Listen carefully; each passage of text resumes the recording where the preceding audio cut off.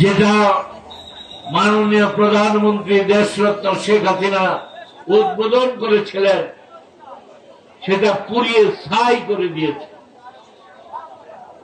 যে দল আওয়ামী লীগ, সেই আওয়ামী লীগ অফিস ভেঙে তছনছ করেছে, বাথরুমে টয়লেটের প্যানও নিয়ে গেছে, দরজা জানালা সহ নিয়ে গেছে, আসবাবপত্র সব ভেঙে চুরেছে। যারা এই সময়ে আইন শৃঙ্খলা রক্ষার জন্য, জনগণের জানমালের নিরাপত্তা দেওয়ার জন্য জীবনকে বাজি রেখেছে,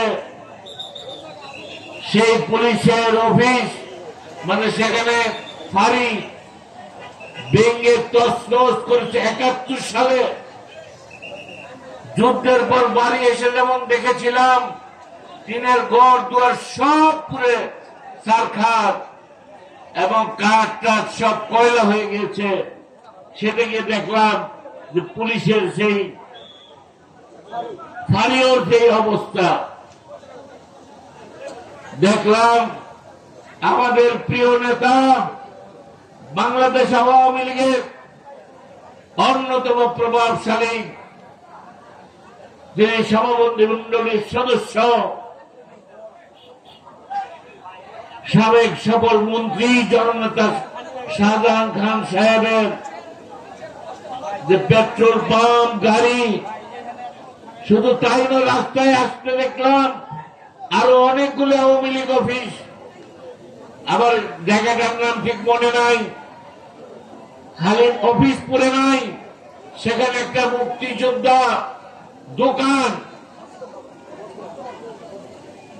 সেই দোকান মুক্তিযোদ্ধা দোকান লেখা আছে বলে সেটা পুরো ছারখার করে দিয়েছে, আসবাবপত্র সব ছিনিয়ে নিয়েছে, লুট করে নিয়েছে।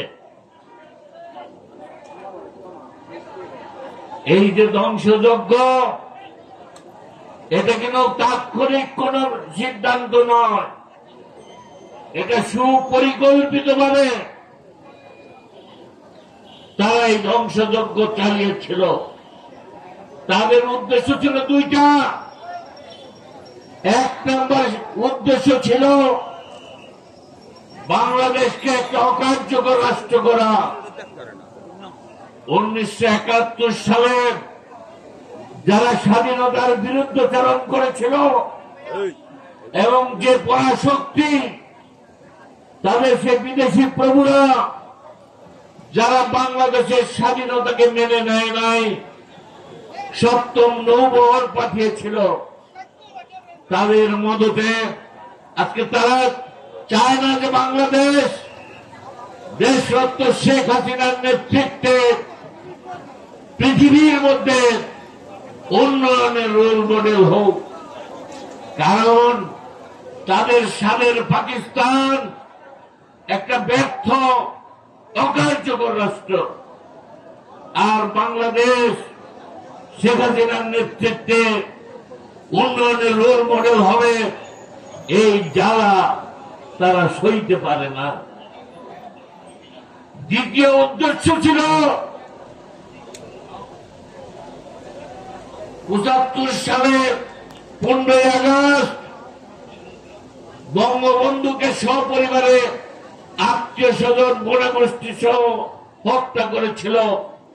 আল্লাহর অশেষ মেহেরবানিতে আমাদের মহান নেত্রী শেখ হাসিনা বেঁচে গিয়েছিলেন, তাই তাকে প্রথম ক্ষমতাচ্যুত করা এবং হত্যা করা, এক কথায় সরকারকে উৎখাত করা,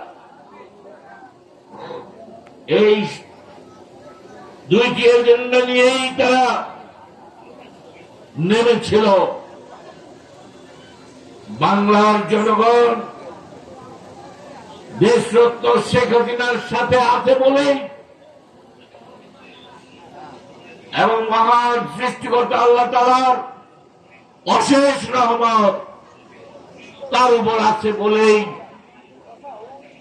ওই সমস্ত ষড়যন্ত্রকারীদের ষড়যন্ত্র সফল হয় নাই।